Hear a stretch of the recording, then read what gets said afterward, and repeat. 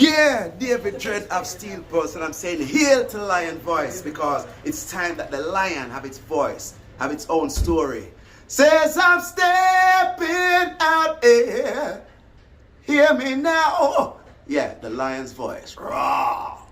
Lion Voice.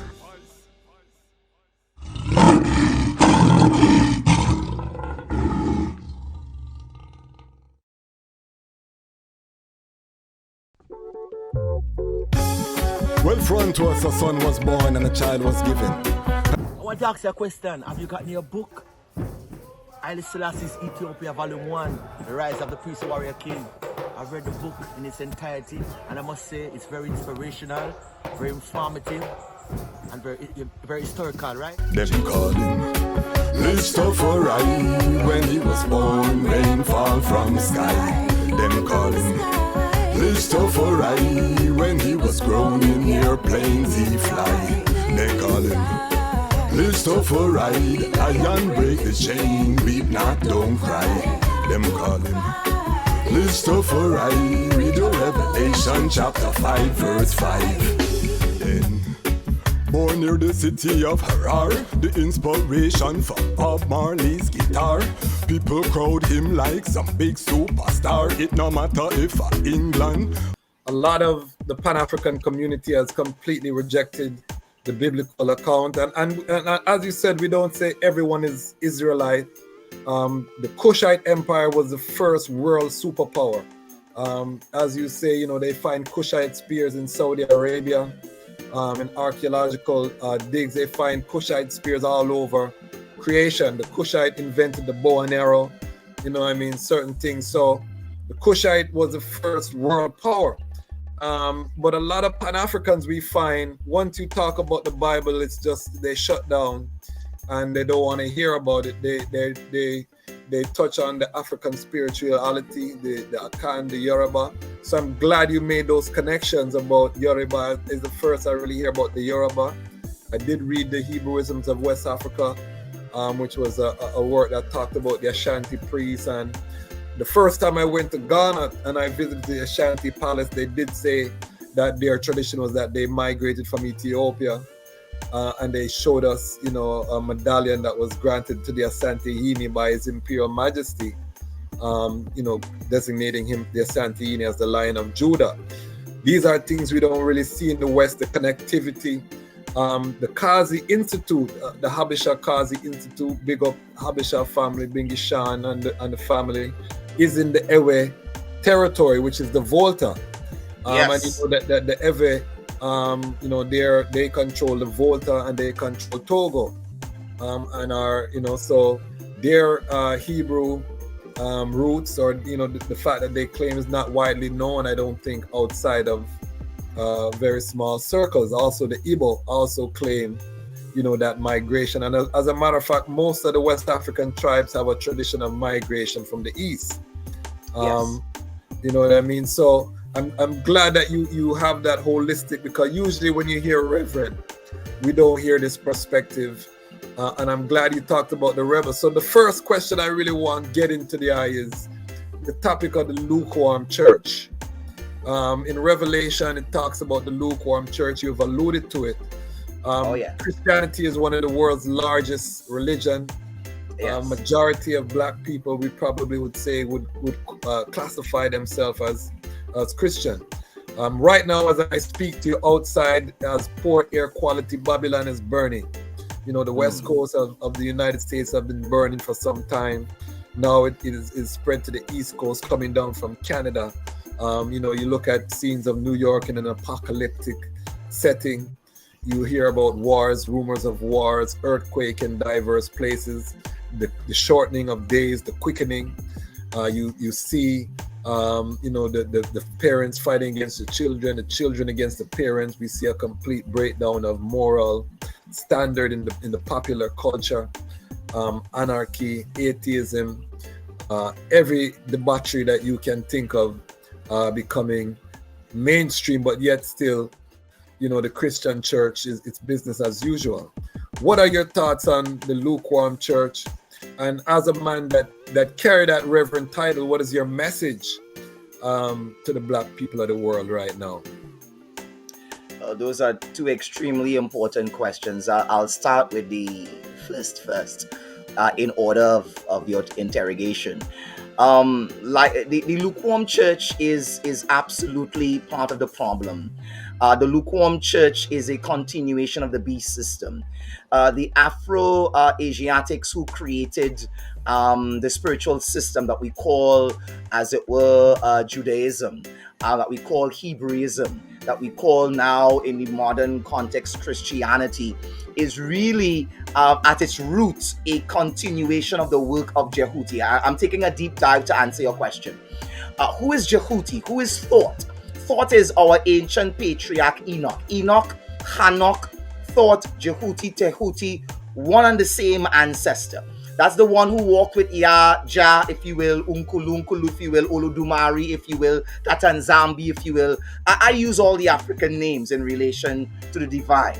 And so he walked with the divine so closely that the divine took the eye to be with him and to reveal secrets. So whether you're referring to Hanok as Thought or as Enoch or as Jehuti, or in the case of the Greeks, as it were, the experience of Hermes Trismegistus, or whether you're referring to Enoch as Mercury among the Romans, is the same individual. And they all, in all of those cultures, he has not lost his responsibility, and his responsibility is that of a divine messenger.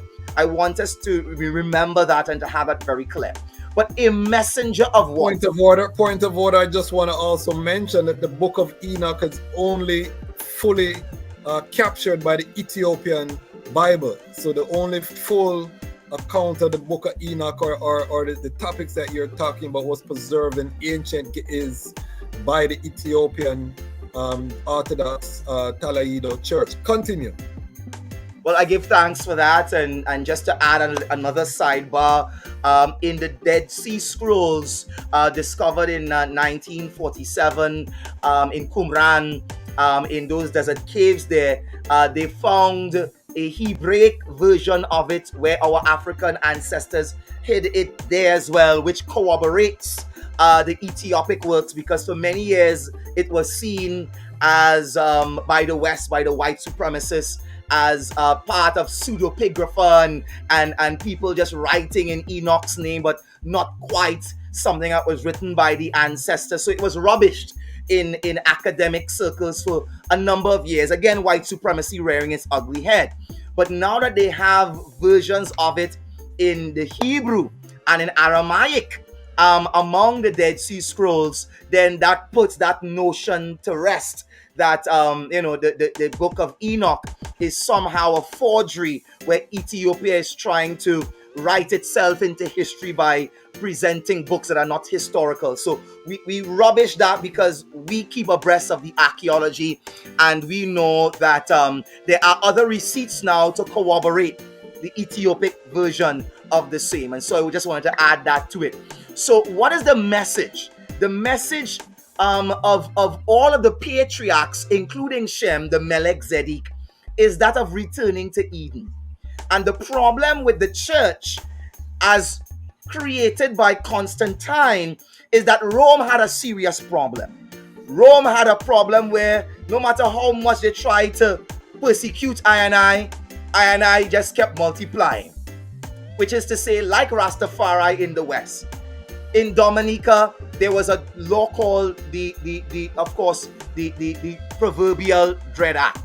And in that Dread Act, they would have had total impunity and immunity to be able to kill Rastafari once they enter into your property, or once there's any skirmish between you and Rastafari and you kill them, you will not be held accountable. It was then open season and hunting season right here in the Caribbean.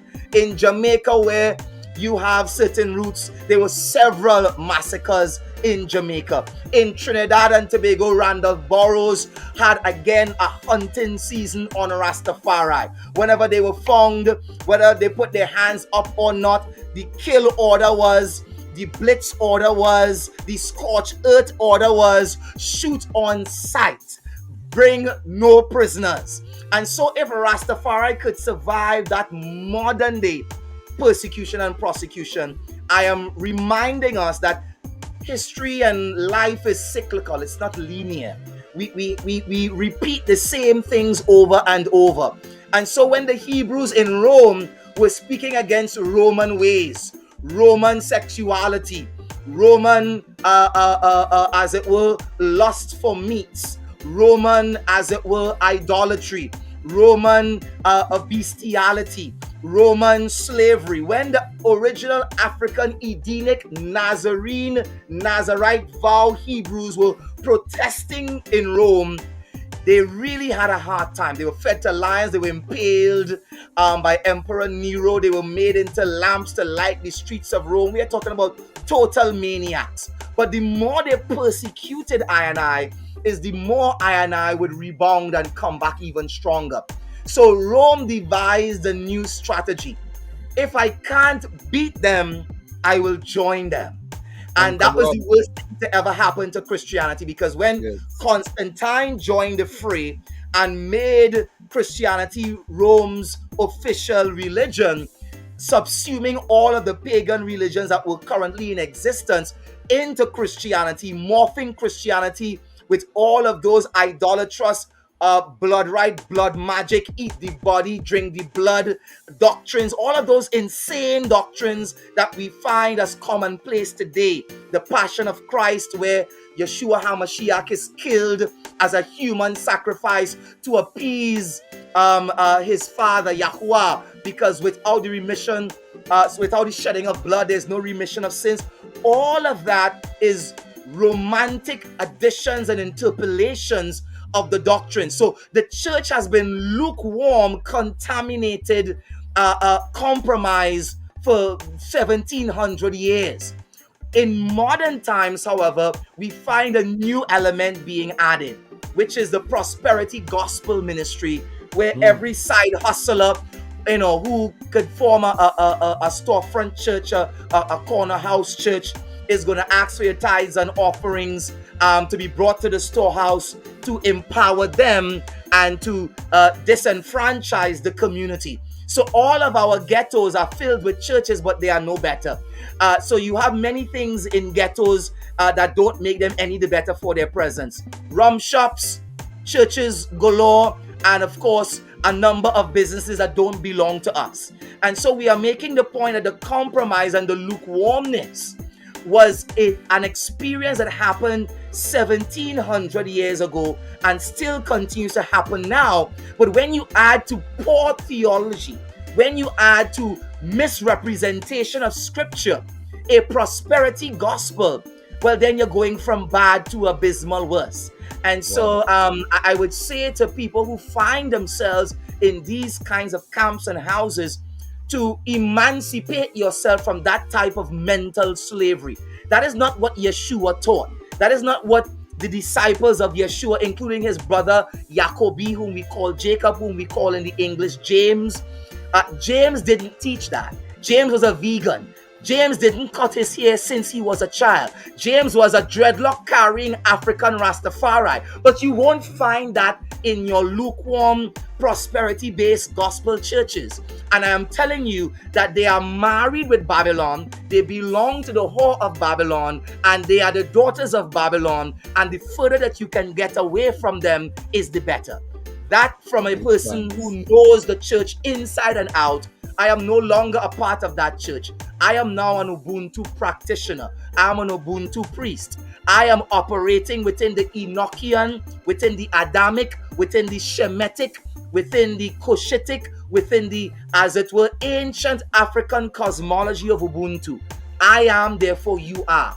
And that is fully expressed in Ma'at, and it was formally expressed within our ancient literature before the literature was redacted and contaminated, but it still has its Ubuntu footprints and signature in it, and that is what I am restoring. So I retain my title Rev, as in Revolutionary Essentialist Visionary, because I know that the Rev title will open doors. But when the doors are open, I am not coming to tell you to eat the blood, to eat the body and drink the blood and all of those kinds of nonsensical things. I am coming to return us to the beginning in terms of our Edenic Ubuntu roots in Africa. And so that is the African reparations ministry that I have restored and that I am operating in. It is fully African, and it is so African that it is the foundational African spirituality of Ubuntu, which is recorded in Rastafari. I land with this. Rastafari says, I and I. So whenever we greet each other, I and I, we are saying the divine in me recognizes the divine in you. But it is such a powerful recognition. There's no longer separation between the I and the I. It's simply one I. It's simply I. And so the I and I terminology, that I and I cosmology within Rastafari is nothing more than Ubuntu, which is Africa's most ancient philosophy, code, law system, legal system, spiritual system. And that is exactly what Rastafari resurrected in the 19th century, early 20th century. And that is exactly what I and I come to teach. Collective security.